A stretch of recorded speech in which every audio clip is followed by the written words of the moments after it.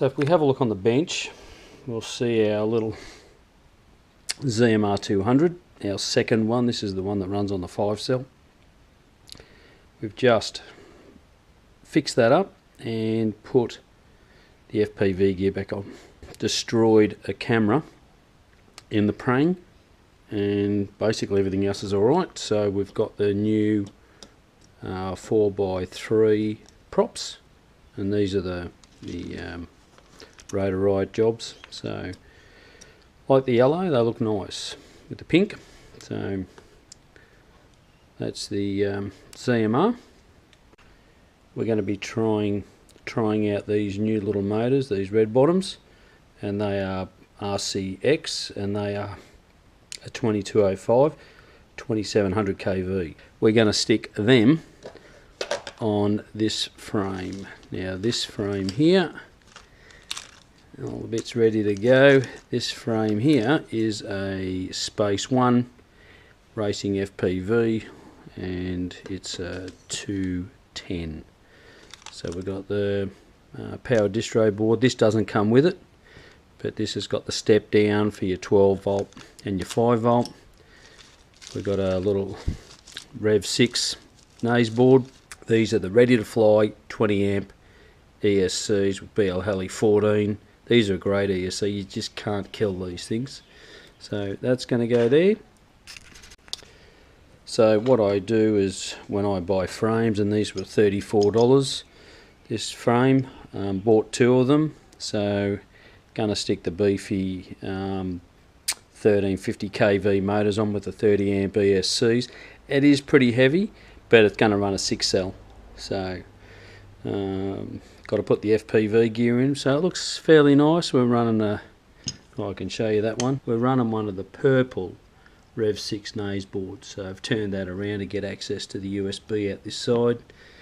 These Rotor Geek BL Heli flashed ESCs. Didn't get these with a bootloader, so I can't change anything with them unless I open them up and do some fancy mods inside. But so I'm just going to leave that as it is. It's just going to be a 6S model. So so that's what it looks like with the well, that's what it's going to look like with the top plate on it, the FPV gear in there, waiting for a couple of receivers to come, and that's that unit.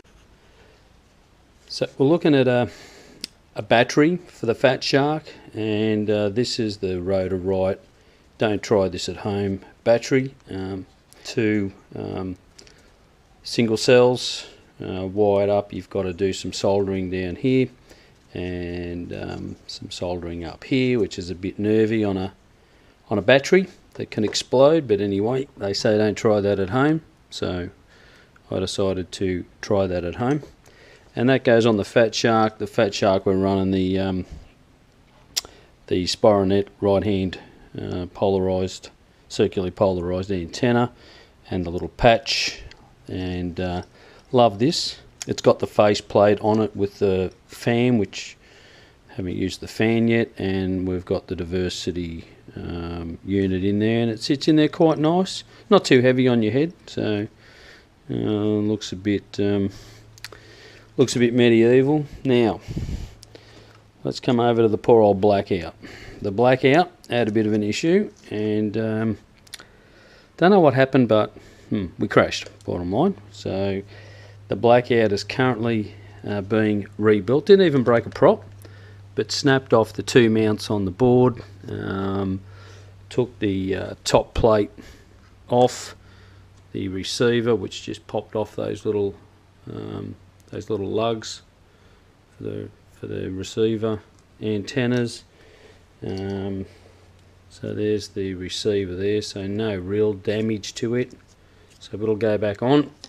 And the transmitter, we did do a bit of a bendy bend with the transmitter, but it still works. Tested it, and it still operates, but can't say that much for the antenna mount there. So a little bit of an issue there. That's why you run a cable to your antenna.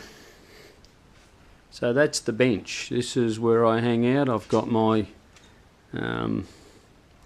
rather dirty magnifying headset and an extra light for the headset.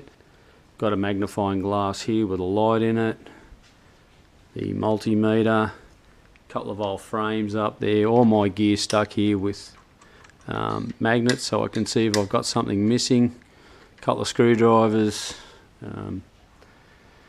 pliers and the likes, all my pliers and gear over there, all spare parts, some hacksaws, wire strippers, the Dremel, heat gun, soldering iron, a drawer full of stuff, screws, another project here, all FPV gear in here. This is the leftover stuff from the Wingnetic that's had a bit of an issue, and we just got that in. That was what we needed. So we've got some bits and pieces in there, some Sunny Sky motors that I'm waiting on a replacement motor because one's dead. We've got a heap of heat shrink in here. That's where I keep all my heat shrink.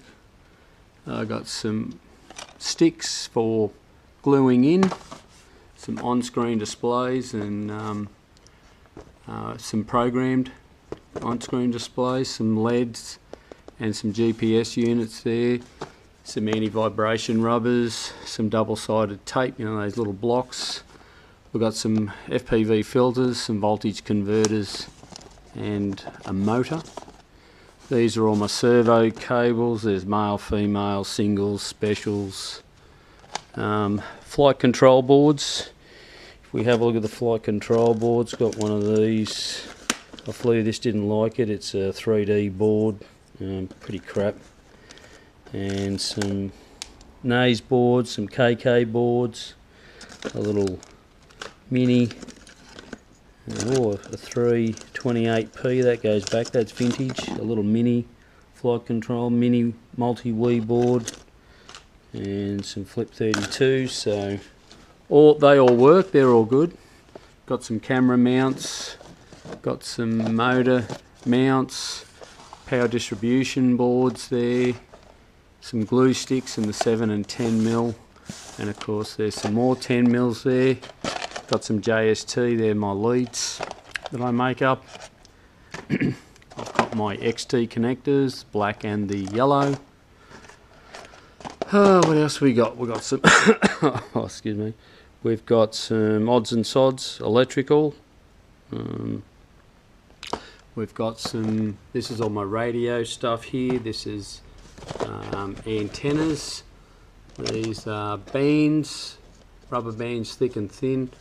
Receivers, receiver wires and plugs, so they're your little clip-on antennas for it. If we come down here, we've got our 8-inch, 9-inch, 10 and 11 and 12-inch props, our tri-props that are 5x4, 5x3 standards, 4 and 3-inch, 6-inch, 7-inch, ESCs in there, me 3D 5 and 8-inch props, 5x3s, which is tri-props, and the 5 and 6-inch tri and quad blades. Got some those bits and pieces and bags up the back. That's all FPV cameras and antennas and stuff that you need.